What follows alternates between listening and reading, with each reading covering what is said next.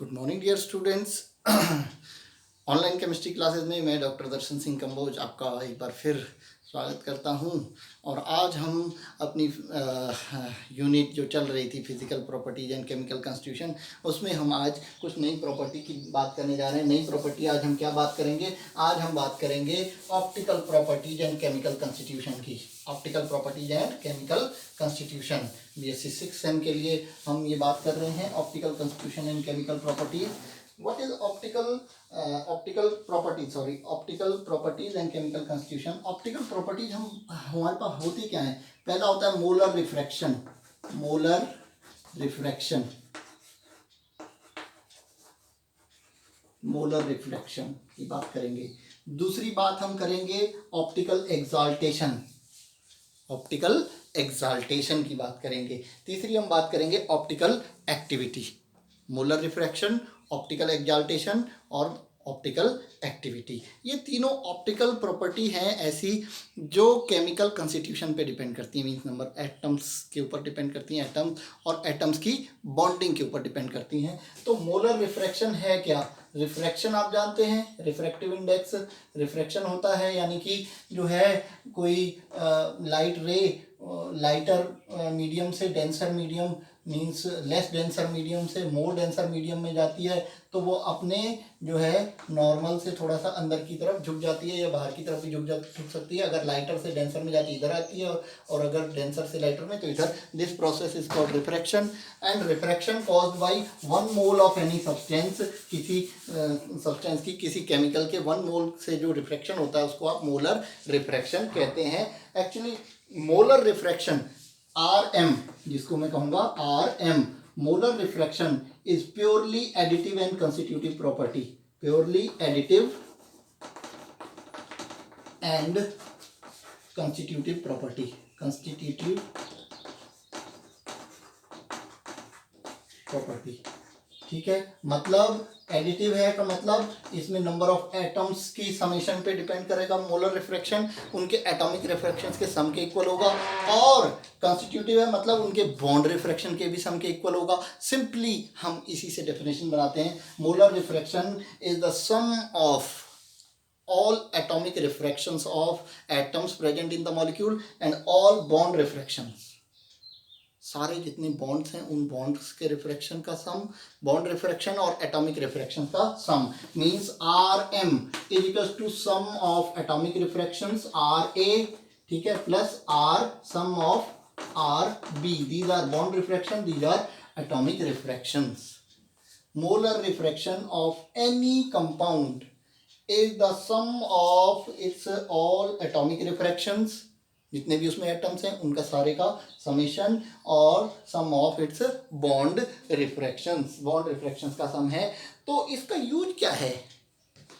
इस molar refraction का बहुत इंटरेस्टिंग यूज है। मान लीजिए किसी कंपाउंड का आपने स्ट्रक्चर पता किया, ठीक है, स्ट्रक्चर सही है नहीं है, ये कैसे कंफर्मेशन मिलेगी? ये कैसे कंफर्म होगा कि वो उस पर्टिकुलर स्ट्रक्चर जो आपने पता किया है वो सही है या गलत है? फॉर एग्जांपल हम देखते हैं बेंजीन का स्ट्रक्चर, केकुले स्ट्रक्चर, बेंजीन का केकुले स्ट्रक्चर, और हम क्या कर लेते हैं इसकी ऑब्जर्व्ड RM एक होती है ऑब्जर्व्ड, मतलब RM हम प्रैक्टिकली कैलकुलेट कर सकते हैं मोलर रिफ्रैक्शन एक्सपेरिमेंटल मेथड से। मोलर रिफ्रैक्शन हमने कैलकुलेट कर ली, इसकी वैल्यू जो आई वो हमने रख दी। जो भी मोलर रिफ्रैक्शन की वैल्यू है बेंजीन की वो हमने देख ली कि इसकी मोलर रिफ्रैक्शन की वैल्यू कितनी है। एक्चुअली इसकी ऑब्जर्व्ड मोलर रिफ्रैक्शन की वैल्यू होती है 25.9 सेंटीमीटर क्यूब पर मोल।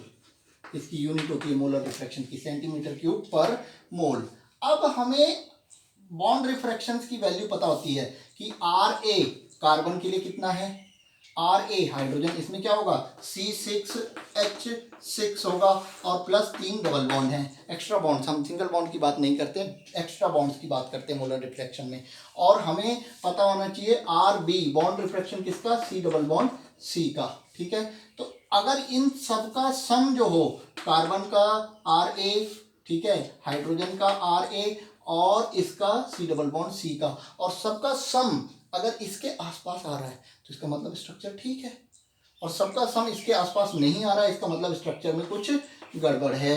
तो स्ट्रक्चर कंफर्मेशन होता है इससे किसे? ये स्ट्रक्चर कंफर्मेशन। एक एग्जांपल मैं आपको बता देता हूँ, 2.59 जो है ये वैल्यू है किसकी?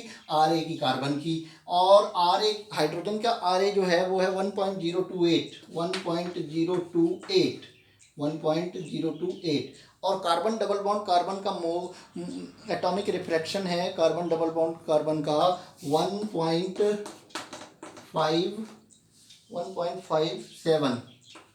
अब हमारे पास ये कार्बन है कितने? 6, यानी कि हम सबको Rm निकालें, Rm तो 6 कार्बन, यानी कि हमारा क्या हो जाएगा? 6 इंटू 2.59 और 6 हाइड्रोजन है तो 6 इंटू क्या? 1.08 और डबल बॉन्ड कितने हैं? 3, तो 3 कार्बन कार्बन डबल बॉन्ड, तो ये 3 इंटू ये होगा 1.57। तो इन सब का टोटल अगर इसके इक्वल आता है तो हमारा ये क्या होगा? Rm calculated.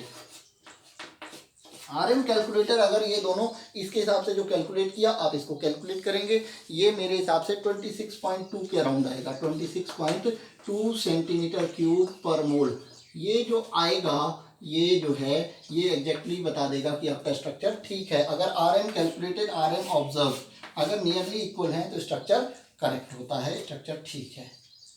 समझ में आ गई बात? तो मोलर रिफ्रैक्शन की वैल्यू कहाँ से है? हमें एटॉमिक रिफ्रैक्शन और बॉन्ड रिफ्रैक्शन पता होते हैं प्रैक्टिकली, तो ये हम वैल्यूज़ को किसी गिवन स्ट्रक्चर के लिए उन वैल्यूज़ को ऐड करते हैं। अगर वो कैलकुलेटेड और ऑब्जर्व इक्वल आ रहे हैं तो means the proposed structure is correct. ठीक है, मोलर रिफ्रैक्शन। अब हम बात करते हैं ऑप्टिकल एक्साल्टेशन की। ऑप्टिकल एक्साल्टेशन क्या है? ऑप्टिकल एक्साल्टेशन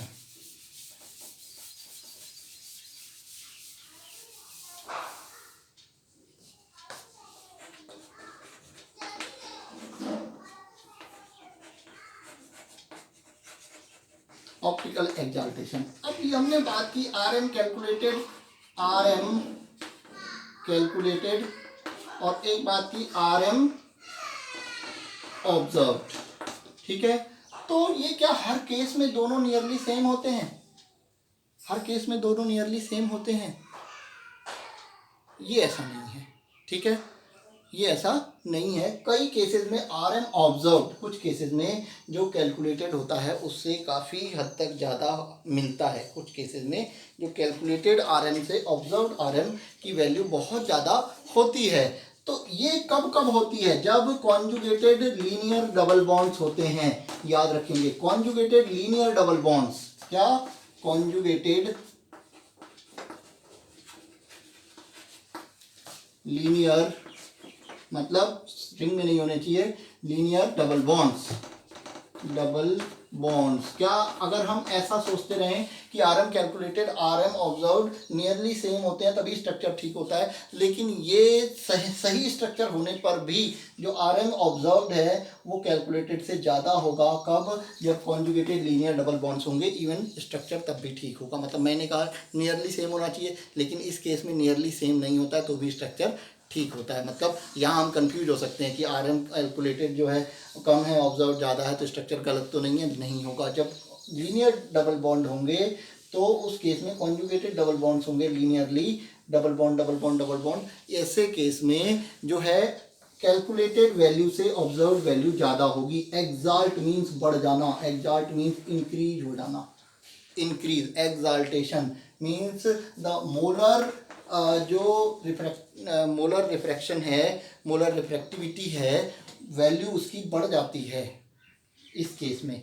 तो this increase, the increase of observed molar refractivity than calculated due to conjugated double bonds is known as optical exaltation.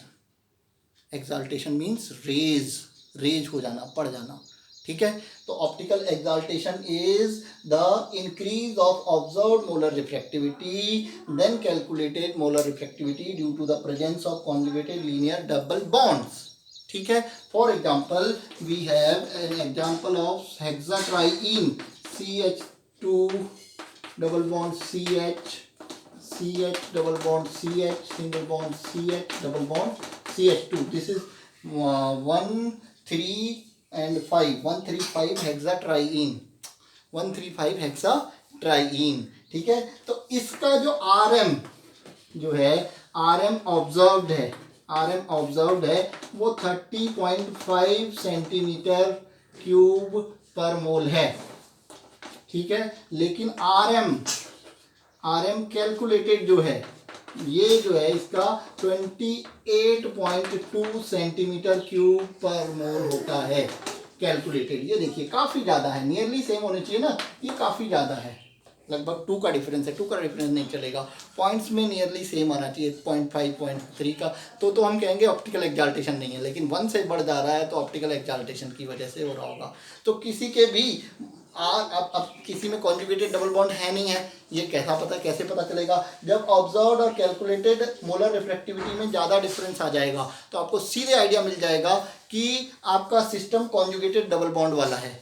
और कॉन्जुगेटेड डबल बॉन्ड कैसे प्रूव होते हैं? जब molar refractivity observed is greater than calculated, they are not nearly same, बहुत ज़्यादा difference हो तो सीधे आपको स्ट्रक्चर के बारे में एक इंफॉर्मेशन मिल जाएगी कि ये सिस्टम जो ऐसा है जिसमें ऐसे conjugated single double bond present हैं। ठीक है, इसके बाद हम अगली बात करने जा रहे हैं ऑप्टिकल एक्टिविटी की। आई थिंक वो ऑप्टिकल एक्टिविटी की बात हम अब अगले वीडियो में करेंगे। ठीक है, ऑप्टिकल एक्टिविटी। Thank you.